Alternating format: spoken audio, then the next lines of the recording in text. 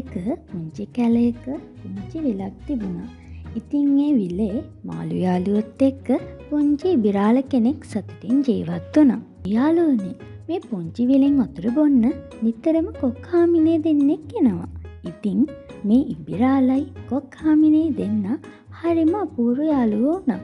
ඉතින් යාළුවනේ ඔහොම කාලයක් යනකොට මේ පුංචි කැලේට නියං කාලයක් ආවා. පුංචි විලෙත් වතුර ටිකෙන් ටික අඩු වෙන්න පටන් ගත්තා. මාළු යාළුවොත් කවුරුත්ම මේ වෙනකොට ඉබිරාලත් එක්ක නැහැ. ඉබිරාල තනියම විල ළඟට වෙලා දුකින් ඉන්නකොට ඉබිරාලගේ යාළු කොක්හාමිනේ දෙන්න වෙනද වගේම විල ළඟට ආවා. ඉතින් මේ ඉබිරාල දැකපු කොක්හාමිනේ දෙන්නට මේ ඉබිරාල දුකින් ඉන්න හේතුව තේරුණා. අනේ ඉබිරාල, ඔයා දුක් වෙන්න එපා. ටික දුරක් යනකොට වතුර තියෙන විලක් තියෙනවා. අපි ආව එතනට එක්කගෙන යන්නම්. බොහොම ස්තුතියි මගේ යාළුවනේ. ඒත් ඒ තරම් දුරක් මං කොහොමද එන්නේ? මට අත්තටු නෑනේ යාළුවනේ. කොක්හාමිනේ කල්පනා කරලා බලනකොට අපූර්ව අදහසක් ආවා. අපි දෙන්න මේ කෝටුව දෙපැත්තෙන් අල්ලගන්න. ඉබිරාල මේ කෝටුව මැද්දෙන් හයියෙන් හපාගෙන ඉන්න. මතක තියාගන්න ඉබිරාල, ඔයා මොනම හේතුවකටවත් කටනම් අරින්න එපා. එහෙම වුණොත් ඔයාව පහලට වැටෙයි. හරි යාළුවනේ, මං ඒ විදිහටම ඉන්න.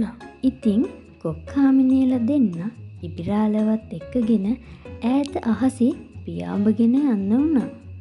ඉතින් ඒ විදිහට ටික දුරක් යනකොට පොඩි ගම්මානයක් පසු කරන්නට විය.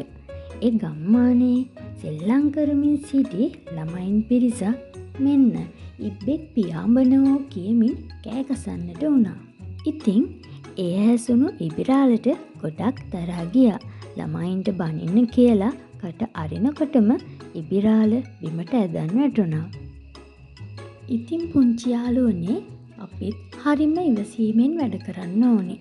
අපි තව කෙනෙක්ට දෙයක් කියන්න කලින් අපි කොතනද ඉන්නේ කියන එක ගැන හොඳ අවබෝධයක් තියෙන්න ඕනේ.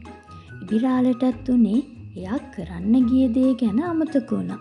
ඉතින් ඒ නිසා ඉබිරාලට එයාගේ ජීවිතෙත් නැති වුණා. ඉතින් යාළුවනේ, අපි තීරණයක් ගන්න කලින් හදිසි වෙන්න හොඳ නැහැ. ඉවසීමෙන් තීරණ ගන්න ඕනේ. කතාවකුත් තියෙනවනේ, ඉවසීමෙන් සැනසීම ලැබෙයි කියලා.